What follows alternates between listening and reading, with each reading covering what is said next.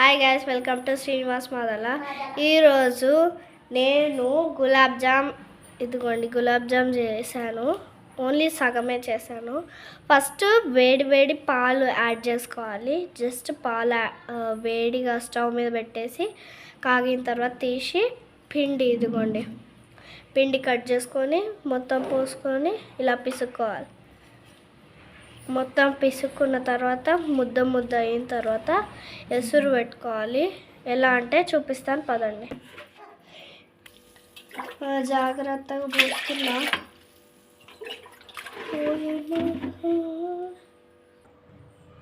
అలా పోసిన తర్వాత ఇలా స్టవ్ ఆన్ చేసుకొని నీళ్ళు మొత్తం పెట్టుకోవాలి.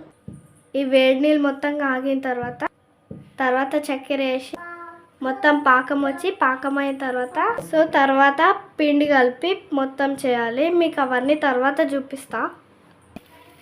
ఒక్క ప్యాకెట్ 4 గ్లాసెస్ అన్నమాట. సో నేను ఏ గ్లాస్తో నీళ్ళు పోసానంటే ఇదిగోండి, దీంతోనే కనిపిస్తుందా మీకు? సో దీంతోనే నీళ్ళు పోసేసాను. ఇదిగోండి మరిగినాయి. టోటల్ ఆ పిండి 1/2 కేజీ పిండి టోటల్ అది. సో దీంతో అలా 4 గ్లాసెస్ పోసుకోవాలి. సో 4 గ్లాసెస్ అలా పోసుకోవాలి. రావట్లేదు.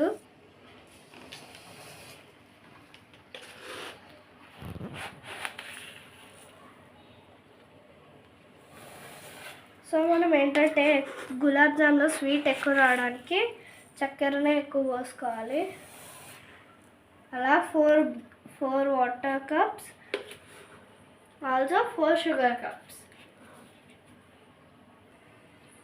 సో ఇలా గంటి పెట్టి కలిపెట్టుకుంటా ఉంటే అవుతుంది. మనం తొందర చేయాలంటే ఇలానే చేసేయాలి. చిటికలో అవుతుంది అని అనుకోవద్దు. 1 గంట అయినా మినిమం పట్టింది. సో ఇలా కలుపుకుంటుంటే అవుతుంది. సో ఇలా మేము మొత్తం తయారు చేసుకున్నాము. ఇప్పుడు ఈ ఉండలైన మొత్తం వీటిని ఎలా చేయాలో మొత్తం ప్రాసెస్ చూపిస్తాను పదండి. సో ఇందాక పెట్టుకున్న పాకం ఇది మొత్తం ఇలా ఉడకాలి. సో వెలిగించుకోవాలి ఇలా.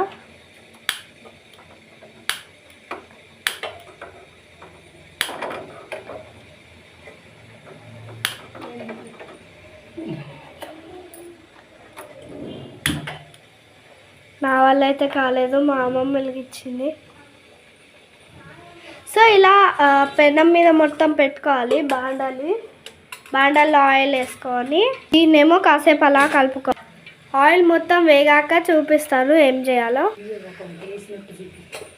ఇదిగోండి. సో ఇదిగోండి నూనెలో నేను వేసేసాను. సో ఇదిగోండి చేసేసాను. ఇంకోటి వేస్తున్నాను. అమ్మో, సో నాకు భయం వేస్తుంది. అలా ఒకటి వేస్తుండగా అలవాటు అయిపోద్ది. సో అలాగా మొత్తం వేసిన తర్వాత చూపిస్తాను మీకు. సో మీకు ఒకవేళ వేయడానికి భయం అనిపిస్తే ఇదిగోండి ఇట్లాంటిది ఒకటి తీసుకోండి. సో ఒకటి పెట్టుకోండి. అలా నూనె దగ్గరికి తీసుకెళ్ళి వేసేయండి, అయిపోయింది. సో అలా చేసుకుంటే మీకు భయం అనేది రాదు. సో ఈజీగా కూడా పని అయిపోతుంది. సో అలా ఒకటి వేసేస్తూ ఉంటాం. ఎక్కడైతే ఖాళీగా ఉంటుందో అక్కడ వేసేయండి. సో అలా ఇలా మనము పాకం పెట్టుకున్నాం కదా ఇందాక. సో దాన్ని ఇలా అని తీసుకొని మీకు ఇలా అని పెట్టి కరుచుకుంటుంటే అప్పుడు అయినట్టు అని అర్థము. సో ఇలా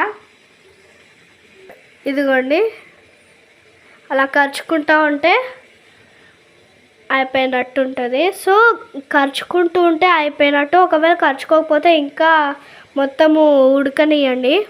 ఇలా నూనెలోంచి తీసిన తర్వాత ఇలా గట్టిగా అంటూ ఉంటే నూనె మొత్తం కింద పడిపోతుంది. అలా తీసుకెళ్ళి ప్లేట్లో వేసేసేయాలి. సో ఇలా వేసేయాలన్నమాట. ఇది ఇందాక మనము పాకం వేసాము కదా, అందులో వేసేసేయాలి మెల్లిగా. ఒక 1 అవర్ లేదా ½ అన్ అవర్ ఉంచాలి. ఇలా వేసిన తర్వాత వేడిగా ఏమి ఉండదులే, కాకపోతే నాకు అలా భయము. సో ఇలా మొత్తం వేసేసుకొని ఒక 1/2 అవర్ లేదా గంట ఉంచి తీస్తే అవి మొత్తం మెత్తగా ఇంకా తినడానికి బాగుంటాయి. సో అలా ఈ గులాబ్ జామ్ తయారైంది. సో ఈ వీడియో కానీ నచ్చితే like, share and subscribe. Bye.